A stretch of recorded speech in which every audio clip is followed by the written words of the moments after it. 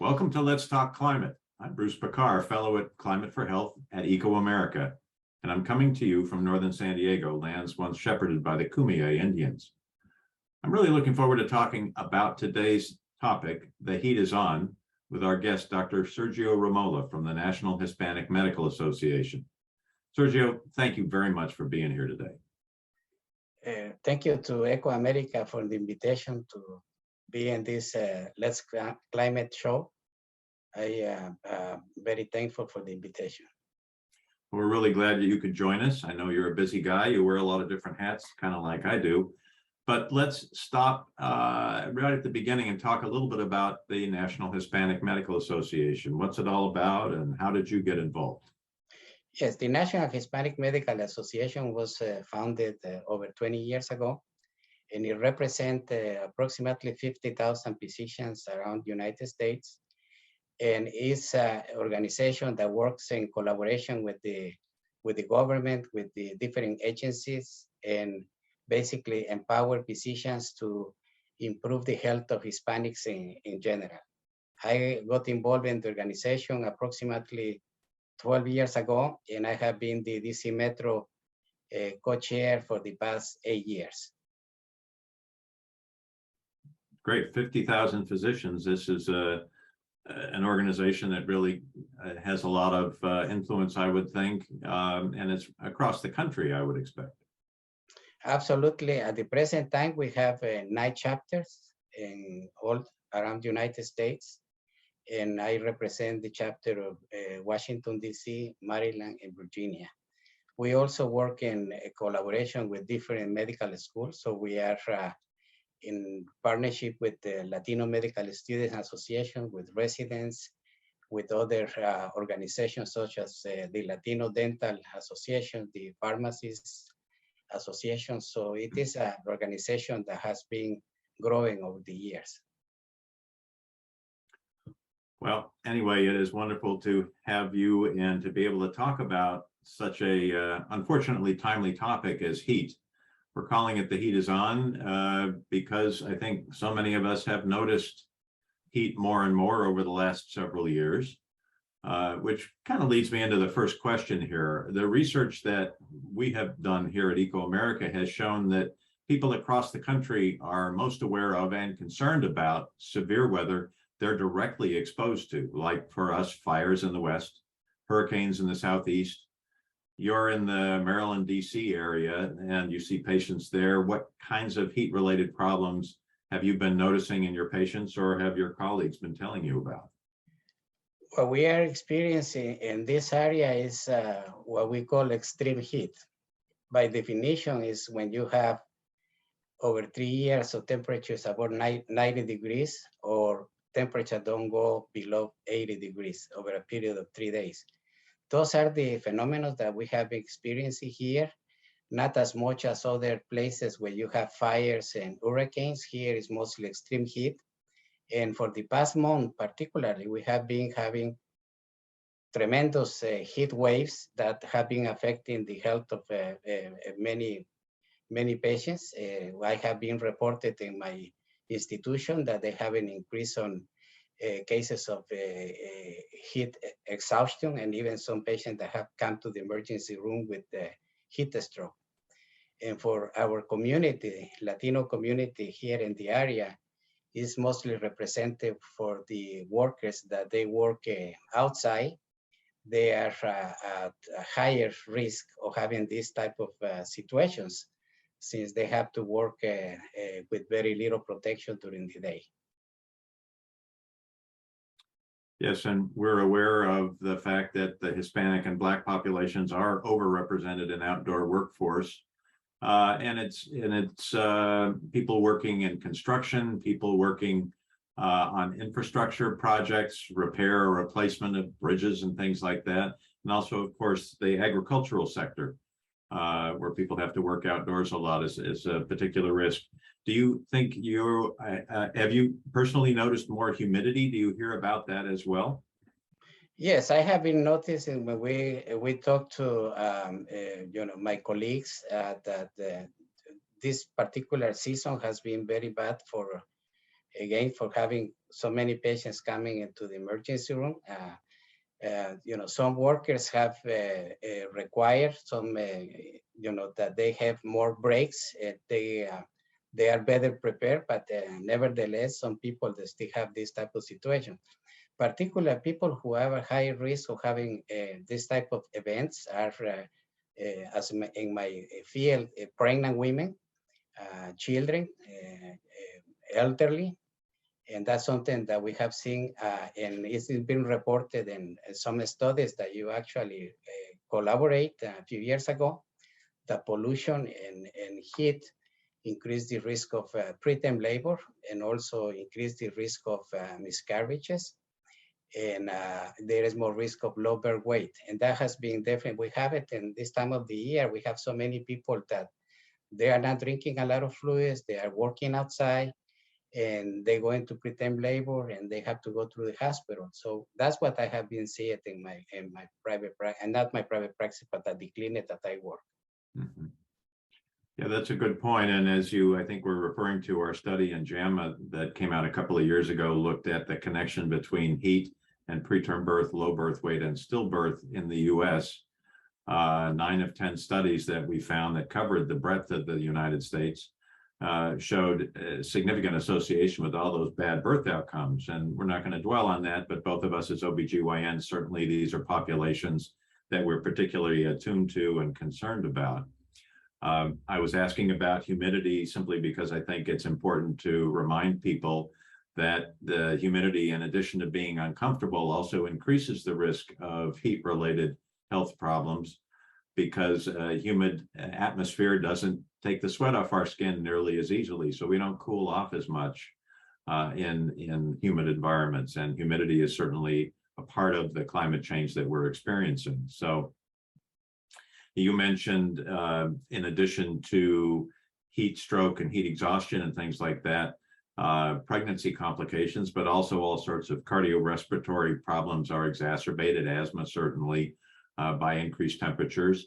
And there's that connection between heat and air pollution that we've been hearing so much about in recent research, because elevated temperatures cause, for instance, more ground level ozone to form, which is a powerful air pollutant that causes people a lot of problems. So certainly no shortage of issues that we need to deal with around these increasing temperatures. But specifically focusing on advice, the kinds of recommendations that patients come to us for, how do you talk to patients about dealing with increasing temperatures and humidity? Do you find yourself, in addition, talking about this more? Do you talk about it differently than you used to? And you were mentioning some specific groups of people like pregnant patients and the elderly and children. How do you talk to people about this now? Yeah, first of all, in addition, what you mentioned, we have also more increase in the number of infections for different, airborne infections like Nile River disease and so many others that are related to, warmer climate. And so when we talk to our people or colleagues, when we talk about this specific about the heat waves, we have to advise patients how to protect against having an adverse event. So we tell patients that they have to keep a well level of hydration, particularly taking liquid with carbohydrates and salt to stay in the shade, to be protected, and take a lot of breaks if they have to work outside. And of course, never to leave a child inside a car. And protect the elderly, particularly those people who have some pre-existing conditions, such as you mentioned, hypertension. They are at higher risk of having this type of complications. There are so many things that we try to advise people during this period of this time of the year, but never than before. Now we are having the warmest temperatures on record in many places, and situation is just about to get worse over the years. And I am actually very happy that finally we have at least one piece of legislation that was just approved by the Senate and hopefully will be, or most likely will be approved by Congress, and this is the largest investment in climate. And I think the goal to lower emissions by about 40% in the next 10 years and maybe 50%. I think we are finally maybe going in the right direction, but we need to do more for climate. Thank you so much for bringing that up. I was itching to talk about what's being called the Inflation Reduction Act that was just passed by the Senate. Hopefully, by the time our audience hears this conversation, we will have it passed by the House and then signed by President Biden. But yeah, I think it's a real turning point to get the federal government thoroughly involved in the adoption of accelerating the adoption of clean energy.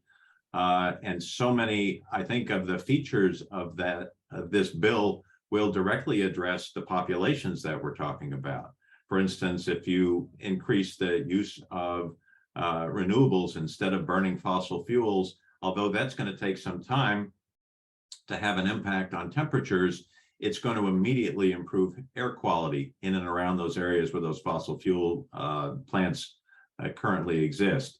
And for anybody living there, children living near a coal burning power plant or a so-called natural gas facility, it's really going to be a boon to them in terms of air quality, which has a major impact on their lives. And as we were saying, it's also connected to heat, because heat and air pollution are tightly linked around climate change. So I agree with you. I think it's a really, really important thing.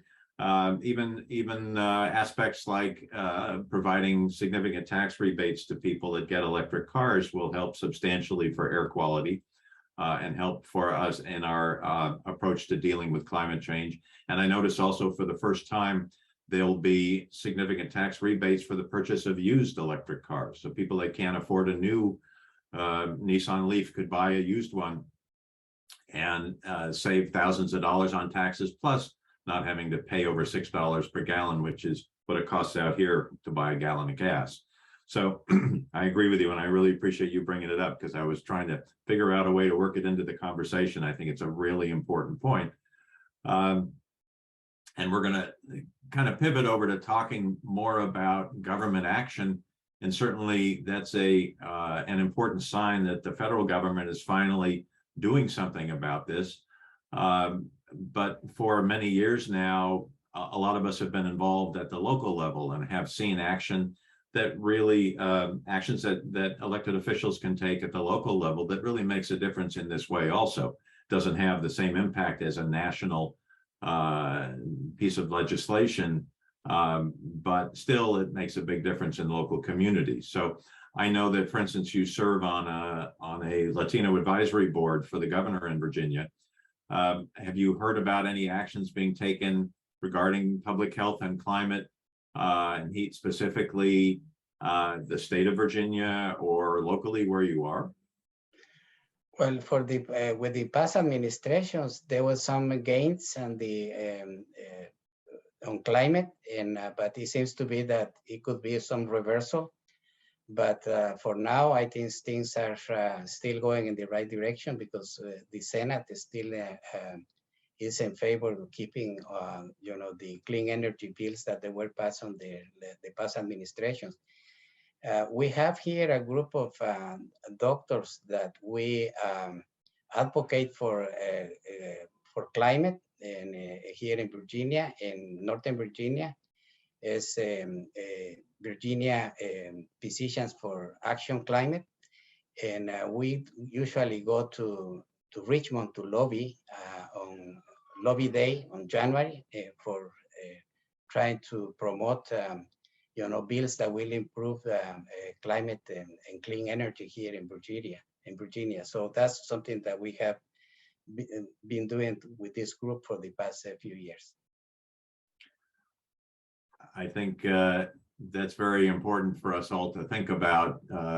Physician advocacy is certainly a really powerful tool that ecoAmerica seeks to develop and to support through the Climate for Health program. So thanks for bringing that up. And I think perhaps you'd also agree that when we see action at the federal level, like this bill being passed by the Senate, it helps to motivate people at all levels of government when they see their country acting at the federal level strongly in this direction. So I think there will be a ripple effect from this legislation that will help things get done in Virginia and other places that might have been a little bit more difficult. So anyway, fingers crossed in that respect. According to the same ecoAmerica research I was talking about a few minutes ago, more than 3 out of 4 Americans now say climate change is causing more severe weather. So that has really penetrated the public consciousness. Are there ways that we can use heat waves or other severe weather events to talk to patients or to our colleagues about climate change? I think nowadays, particularly the Latino population is more aware about climate change. So it's a good opportunity that we have this conversation when we talk to our patients, how they feel about it. You have, Latinos, for example, 30%, they don't have air conditioning. So even if they are not working outside, they are at higher risk to having a situation even inside the home if it's too hot. 50% don't have security even to pay the bills for energy. This happens also in the winter to heat the house. So it is very important that when we have a conversation with patients that they are to make sure that they advocate for climate change, and they can do it by basically how they are going to vote in an election if they can vote, or how they can call the elected officials and ask them for a way to take this climate how to make solutions basically. And also with this group of organizations, particular health providers, I think we are a trustful voice in this topic, and patients will basically believe a lot of what we say. And I think we can work together not only with colleagues but also with patients, and because we only have one Earth, and we have to basically leave something for our generations to come. Our children and grandchildren. Amen to that. And you make a really good point. We can educate patients about the links between climate and health, but I think they are figuring it out. It's becoming a lot less subtle every year, unfortunately. You talked about how part of the definition of extreme weather is the lack of nighttime cooling. If temperatures stay 80 degrees or more outside at night, then the body really doesn't get a chance to recover, especially if people don't have air conditioning and can't afford to use it.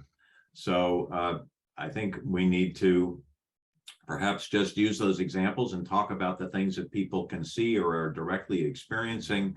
And it's a perfect intro to not only educate them about the connection between climate change and their health, but also about opportunities that they can have to be part of the solution. So you so correctly point out voting at its most basic. This is our responsibility. And it's also a big opportunity for us to voice our the urgency of the need for bold action on climate change, just in the way that we cast our votes. I don't think we should be voting for anybody that doesn't acknowledge this as a really crucial problem and is willing to take action on it in real meaningful ways. So that's a really good start. But in addition, people in our audience, anywhere they are, can simply Google climate change organization near me, or look up other national organizations, ecoAmerica or Sierra Club or many others, and find out how to get involved in their local community to participate in lobbying local elected officials on actions they're considering that would have a direct impact on climate change. So those are all opportunities that we have. And you're right also to point out that doctors and even nurses are more trusted voices out in the community.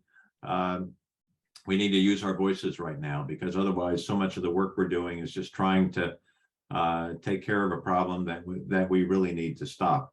That we ultimately, no matter how much we build cooling centers and other things that people can go use to get out of the heat, no matter how much preparation people make in their homes to prepare for the next heat wave. It's never going to be enough if we don't stop this problem. So I think perhaps as a part of this week, and just acknowledging that there are actually now some very positive signs, even at the federal level, shocking to say, that we need to continue to invest time and energy to solving this problem. So as you so correctly point out, Sergio, we can pass on a world that we're proud of and a livable world, and also surround ourselves with vibrant nature, which makes us all feel better. So these are all opportunities that we have. And it's high time that we use those opportunities. Sergio, is there anything else you'd like to share? I really have appreciated all the points that you've been making. No, what I want to say is that Latinos are mostly at risk because they live in areas that have heat index, urban areas that are warmer than rural areas. And also the fact that I already mentioned the lack of air conditioning and the type of work that they do, we have not only this exposure to heat, but also the rate of asthma in Latino children are very high due to the pollution, and some other chronic disease for the elderly, the chronic lung disease. So Latinos are really more affected by climate than any other ethnic group. So it is very important that we as a Latino doctor, as our organization, that we do more outreach to our community, and solutions, how to prevent or how to, for example, recycling, how to ways to make a situation a little bit better, and of course to vote for those politicians who are for climate change, and that's what I will recommend. We're going to put something as an accessory to this presentation. It's something you may be interested in there. The Climate Psychiatry Alliance has recently come out with some really good posters and handouts for people that deal specifically with heat and how to cope with heat during this particular time of year. So we'll share those with anyone who would like to see them. They'll be available along with this recording.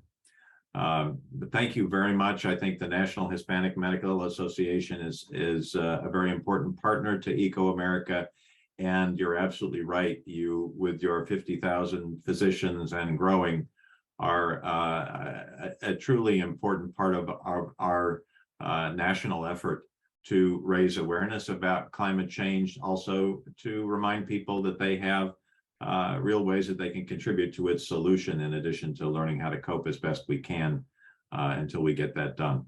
So that concludes our time today. But again, Sergio, thank you for inspiring our listeners. Thank you for what you do.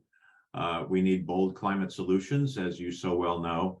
And it's important to keep reminding ourselves that this is not only going to solve this global problem, but also improve our own health and that of people in our families.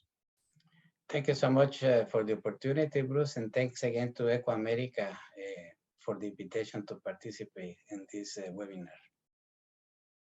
Thank you.